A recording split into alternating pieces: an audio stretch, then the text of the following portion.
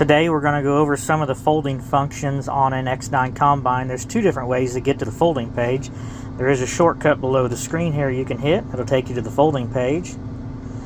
Or you can go to the menu, go to machine settings and folding. Now once you reach this, it'll tell you grain tank cover is fully opened already at this point and it's locked, so you don't close it or open it inadvertently. The unload auger is unfolded and adjustable spout is unfolded on this particular machine. But if you want to open or close it, you can unlock it and we can fold the adjustable spout. You get a status wheel while it is folding, then it says fully folded when it's done. You can lock it back up, or if you wait long enough it'll lock back up on its own.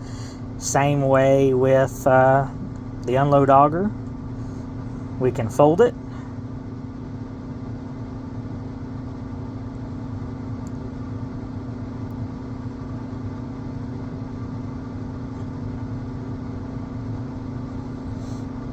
Fully folded, still unlocked. We can open it back up if we want.